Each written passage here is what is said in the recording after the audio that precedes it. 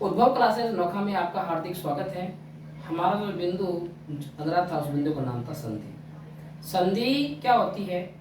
दो वर्णों के आपस में मिलने पर जो विकार उत्पन्न होता है उसी का नाम संधि है। विकार कहते हैं किसको? विकार कहते हैं बदलाव को। विकार अगर उत्पन्न नहीं होता तो वो संधि नहीं है, वो क्या है? वो संयोग है। और संधि मुख्यतः होती है 3 प्रकार की। उसमें एक नंबर कौन सी होती है? एक नंबर का नाम होता है स्वर संधि।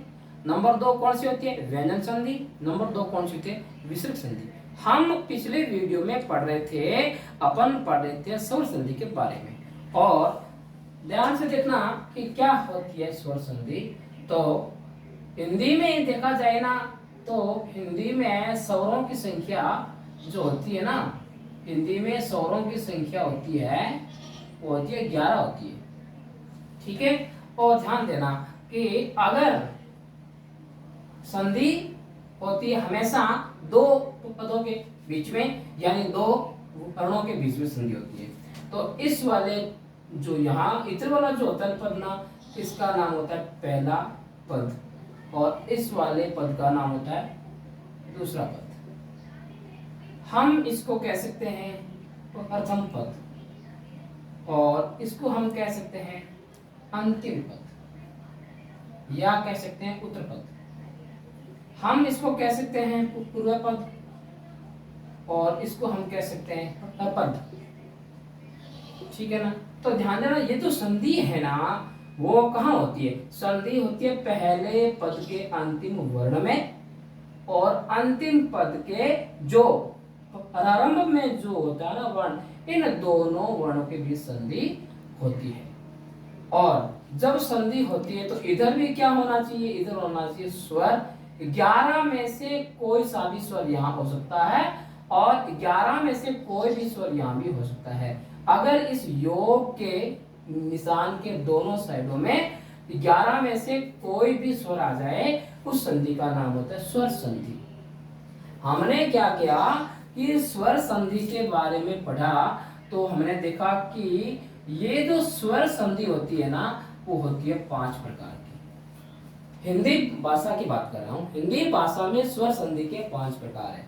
और मूल भाषा जो होती है ना, मूल भाषा होती कौन सी होती है? मूल भाषा होती है संस्कृत होती है। मूल भाषा में हिंदी के अलावा मतलब 3 भेद ज्यादा होते हैं स्वर संधि में। ठीक है। जैसे हिंदी में होते हैं, हिंदी में स्वरों की जो होती है संधियां, वो 5 होती है। देखना कि वो 5 संधि कौन कौन सी है, ध्यान देना। नंबर 1 संधि जो होती है ना, वो होती है स्वर संधि में होती है दीर्घ स्वर संधि। और नंबर 2 होती है अपने गुण स्वर संधि। नंबर 3 अपने कौन सी संधि होती है? वर्धी स्वर संधि। नंबर 4 अपने कौन सी होती है? यण स्वर संधि। और नंबर 5वीं कौन सी होती है? अयाति स्वर संधि। अब देखना कि पर रूप और अपने एक तो पर रूप हो गई, एक होगी वो पूर्व रूप, और एक होती है प्रकृति भाव। वो जो होती है ना संज्ञा 3, वो होती है मूल भाषा संस्कृत में। लेकिन हिंदी में बस यही 5 ही होती है स्वर संधियों के भेद। अब आप ध्यान देना कि हिंदी में ये जो होती है 5 स्वर संधि, इनका हमने पिछले वीडियो में अध्ययन किया था। तो ध्यान देना क्या, जैसे हिंदी में स्वरों की संख्या होती है 11। नंबर 1 ए, आ, लघु ई, दीर्घ ई, लघु उ, और दीर्घ उ, री, ए, आई, ओ और औ। ये होते हैं हिंदी में 11 स्वर। अब ध्यान देना कि जब ए या आ योग करते हैं ए या आ से, तो क्या बनता है?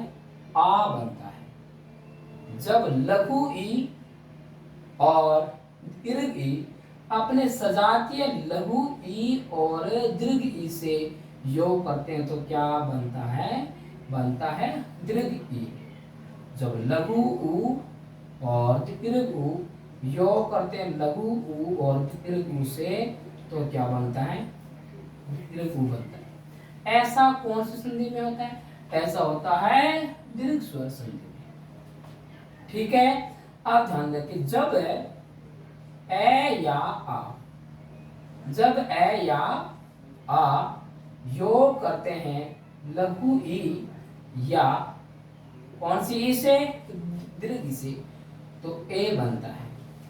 जब ए या आ योग करते हैं लघु ऊ और दीर्घ ऊ से, तो ओ बनता है।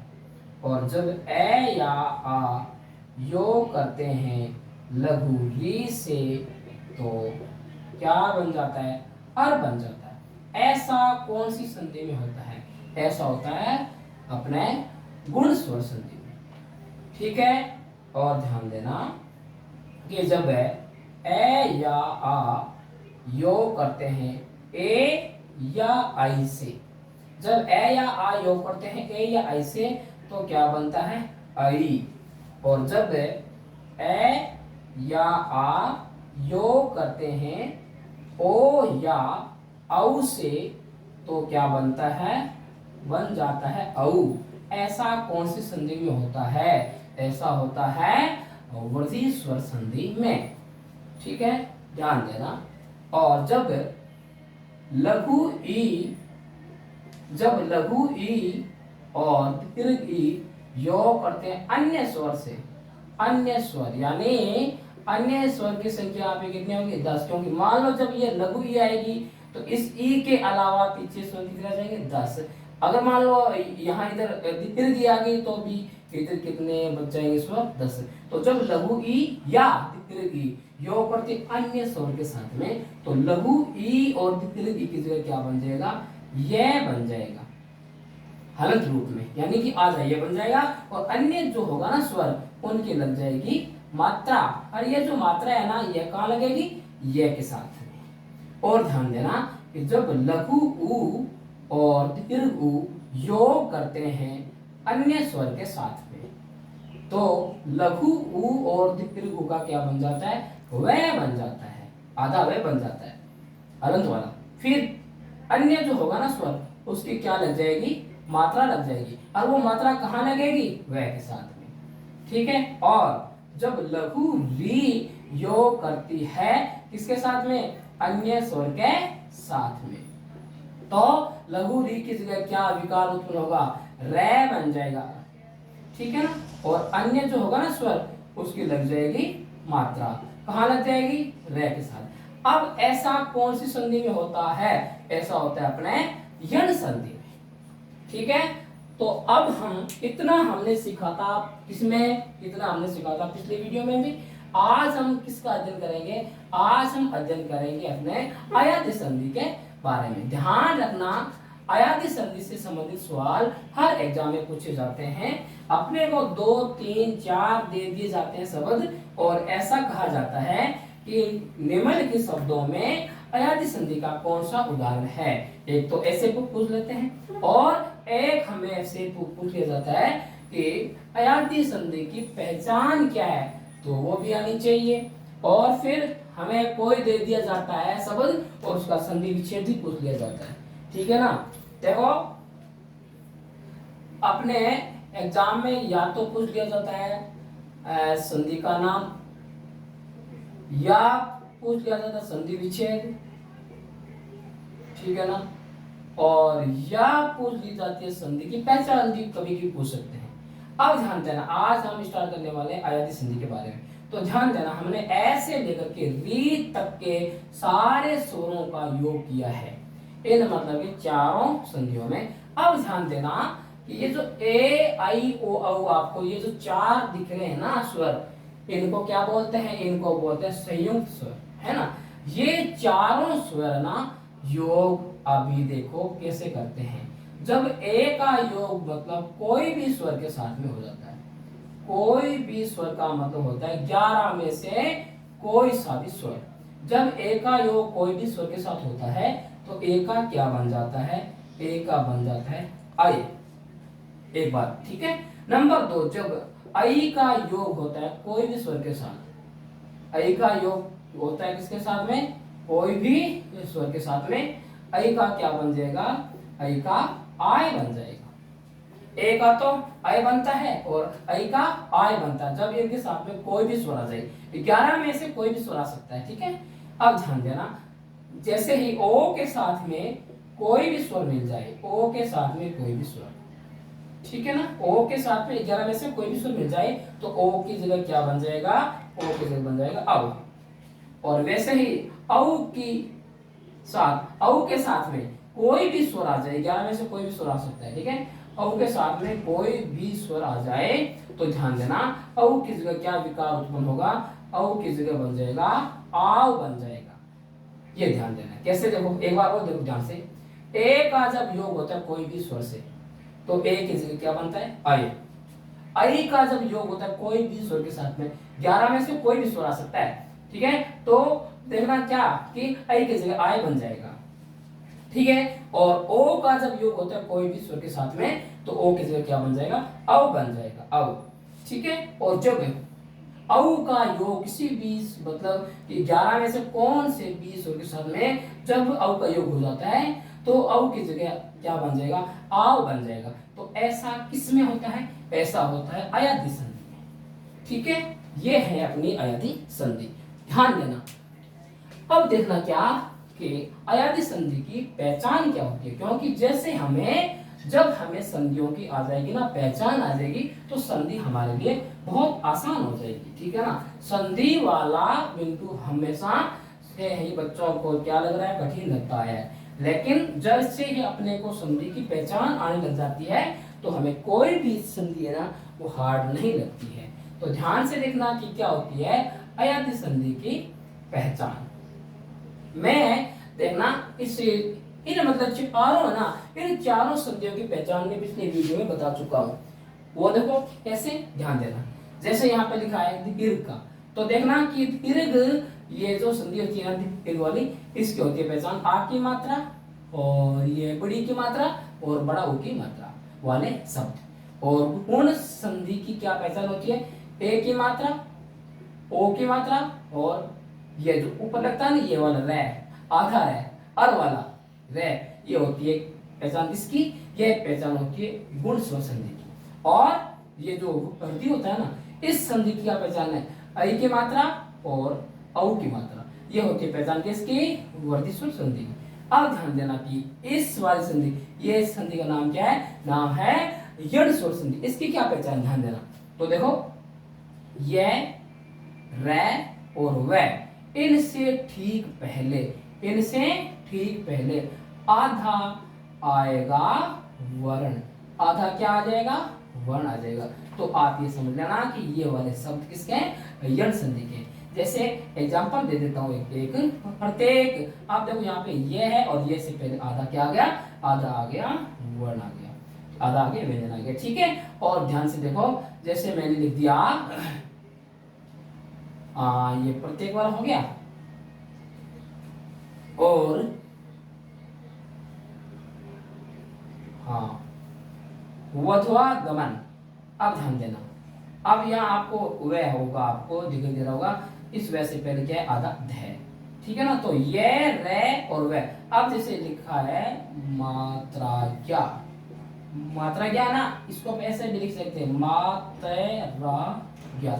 आप देखना ये रे है, इससे पहले आधा त है, इसको अपन ऐसे भी लिख सकते हैं, ऐसे भी लिख सकते हैं। तो देखना क्या कि ये रे वैसे ठीक पहले आधा जब कभी आ जाए, वर्ण आ जाए, तो वो वाले शब्द कौन सी संधि के माने जाते हैं, यण संधि के। तो ये थी इन चारों संधियों की पहचान से संबंधित बातें। अब आज हम अयादि संधि से संबंधित जो होगी पहचान, वो आपको ध्यान रखना है कि क्या पहचान है। अब ध्यान देना क्या क्या ये और वह से ठीक पहले ए या आ मिलेगा, ये होती है अयादि संधि की पहचान। ध्यान से समझ लेना, ये मिलेगा, वह मिलेगा और उनसे ठीक पहले ए या आ आपको क्या मिलेगा, मिलेगा, स्वर भी मिलेगा।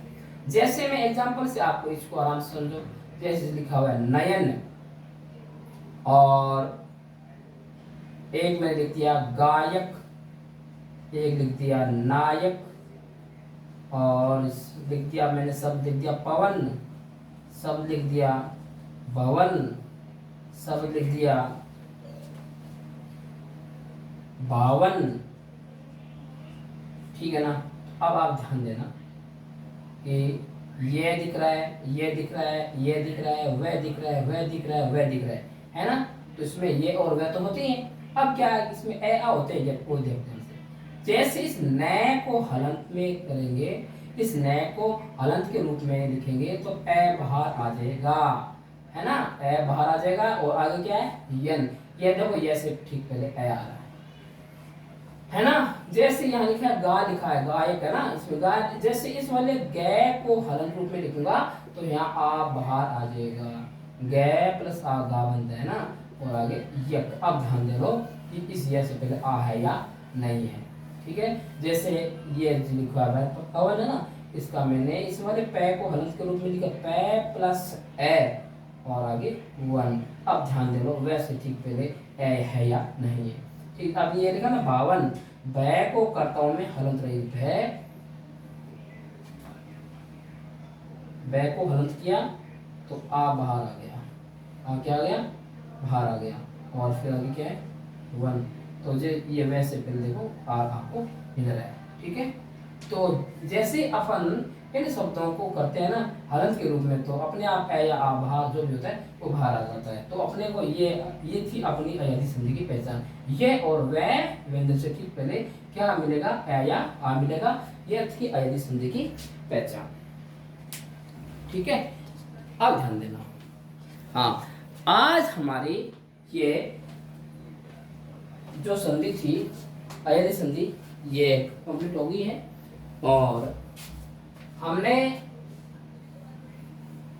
संधियों में, है ना, संधियों में हमने आज तक क्या पढ़ा है, क्या क्या पढ़ लिया हमने संधियों में। स्वर संधि के बारे में पढ़ा है। अब इन पांचों स्वर संधियों का मैं एक साथ बोर्ड पे आपको संक्षिप्त रूप में समझाऊंगा, वो आपको ध्यान से समझना है। इन पांचों संधियों को मैं संक्षिप्त रूप से समझाने की कोशिश करता हूँ। आपके लिए बहुत फायदे की चीज है, आप ध्यान से समझना। ठीक है। और आपको अगर समझ नहीं आए तो कमेंट बॉक्स में अपना कमेंट छोड़ देना। ठीक है। और आपको फिर से समझाया जाएगा। ध्यान देना, ऊपर हेडिंग लगा लो स्वर संधि, और यहां अपन लिखेंगे स्वर संधि के पांचों भेदों के बारे में संक्षिप्त एक अपन सारणी के रूप में बनाएंगे। ध्यान देना, नंबर 1 है ए या आ का योग ए या आ से होता है तो आ बनता है। ठीक है। लघु ई और अपने दीर्घ ई का योग लघु ई और दीर्घ ई से बनता है तो क्या मिलेगा, अपने को मिलेगा दीर्घ ई। और वैसे ही लघु उ और दीर्घ उ का योग लघु उ और दीर्घ उ से होगा तो क्या मिल जाएगा, अपने को मिल जाएगा दीर्घ उ। ऐसा कौन सी संधि में होता है, ऐसा होता है अपने दीर्घ स्वर संधि में। ये एक संधि का नाम आ गया। ठीक है। अब आप देखोगे दूसरा क्या, ए या आ का योग, ए या आ का योग जब लघु ई या दीर्घ ई से करेंगे तो क्या मिलेगा, ए। और ए या आ का योग जब लघु उ और दीर्घ उ से करेंगे तो क्या मिलेगा, हमें प्राप्त होगा ओ। और वैसे ही ए या आ का योग जब लघु री से होगा तो हमें क्या प्राप्त हो जाएगा, अर। ऐसा कौन सी संधि में होता है, ऐसा होता है गुण स्वर संधि में। ठीक है। यहाँ हमारे पास में दो संधियों के नाम आ गए। ठीक है। अब आप ध्यान देना नंबर 3 कि जब ए या आ का योग ए या आई से होता है तो परिणाम क्या मिलेगा, आई। और जब ए या आ का योग ओ या औ से होता है तो परिणाम क्या मिल जाएगा, औ। तो ऐसा किसमें होता है, ऐसा होता है अपने वृद्धि स्वर संधि में। ये हमारे पास संधियों के नाम आ गए, कितने संधियों के, 3 संधियों के नाम आ गए। नंबर 4 ध्यान से देखना, ई, लघु ई और दीर्घ ई। लघु ई या दीर्घ ई का योग जब अन्य स्वर से हो जाता है, अन्य स्वर को साथ में हो जाता है तो ई की जगह क्या बन जाएगा, ये बन जाएगा और अन्य स्वर की मात्रा लग जाएगी किसके साथ में, ये के साथ में। और ध्यान दो, जब लघु उ और दीर्घ उ का योग हो जाए अन्य स्वर के साथ में, अन्य स्वर के साथ में, तो लघु उ और दीर्घ उ का क्या बन जाएगा, वह बन जाएगा। और अन्य जो होगा ना स्वर, उसकी क्या लग जाएगी, मात्रा लग जाएगी, किस पे लग जाएगी, वह के साथ में लग जाएगी। ठीक है। और वैसे ही जब री का योग अन्य स्वर के साथ में होता है, अन्य स्वर के साथ में होता है तो री की जगह क्या विकार उत्पन्न होगा, रे आ जाएगा। और अन्य जो होगा ना स्वर, उसकी क्या लग जाएगी, मात्रा लग जाएगी। अब वो मात्रा लगेगी किसके साथ में, रे के साथ में। ऐसा कौन सी संधि में होता है, ऐसा होता है अपने यण संधि में, यण स्वर संधि में। यहाँ हमारे सामने देखना कि 4 संधियों के नाम आ गए हैं। अब हमारी इसकी लास्ट संधि किसकी, इस वाली संधि की क्या नाम है, इस संधि का नाम है स्वर संधि, जो मतलब प्रथम पद के अंत में और अंतिम पद के शुरू में क्या होने चाहिए, कोई भी स्वर, 11 में से कोई भी स्वर होने चाहिए दोनों साइडों में, इस योग के निशान के आजू बाजू में, है ना। तो उसका नाम होता है स्वर संधि। और ये मैंने इसके लिख दिए 4 भेद लिख दिए। अब आप इसका देखो 5वां भेद भी ध्यान से समझो, क्या कि जब ए के साथ में, जब ए के साथ में कोई भी स्वर आ जाए, 11 में से कोई भी स्वर, 11 में से कोई भी स्वर आ जाए, ठीक है, तो ए की जगह क्या बन जाएगा, अय बन जाएगा। ठीक है, ए की जगह क्या बन जाएगा, अय बन जाएगा। और जो भी होगा ना स्वर, उसकी लग जाएगी मात्रा इसके साथ में, अय के साथ में। ठीक है, ध्यान देना। और जब अय का योग हो जाए कोई भी स्वर से, अय का योग हो जाए कोई भी स्वर से, 11 में से कोई भी स्वर, तो अय की जगह क्या आ जाएगा, अय की जगह आय आ जाएगा। और जो भी होगा ना स्वर, उसकी लग जाएगी मात्रा किसके साथ में, आय के साथ में। ध्यान दो, जब ओ के साथ में कोई भी स्वर आ जाए, ओ के साथ में कोई भी क्या आ जाए, स्वर आ जाए, तो ओ की जगह क्या हो जाएगा, अब हो जाएगा। और जो भी होगा ना स्वर, उसकी लग जाएगी मात्रा किसके साथ में, औ के साथ में। और ध्यान दो, क्या औ के साथ जब कोई भी स्वर आ जाए, 11 में से कोई भी स्वर आ जाए औ के साथ में, औ की जगह क्या बन जाएगा, औ की जगह आव बन जाएगा। और जो भी आगे होगा ना स्वर, उसकी लग जाएगी मात्रा किसके साथ में, आव के साथ में। ऐसा कौन सी संधि में होता है, ऐसा होता है अपने अयादी संधि में। ये आप देखो, इन 5 संधियों को मैंने एक ही स्क्रीन पे लिखा है। अब आप ध्यान देना, क्या अब आपको ये ध्यान देना है कि आज हमारा ये जो संधि थी ना, स्वर संधि, इससे संबंधित हमारा टॉपिक हो गया पूरा। और कल हम आगे वाली क्लास में व्यंजन संधि के बारे में ध्यान से पढ़ेंगे। जय हिंद, जय भारत।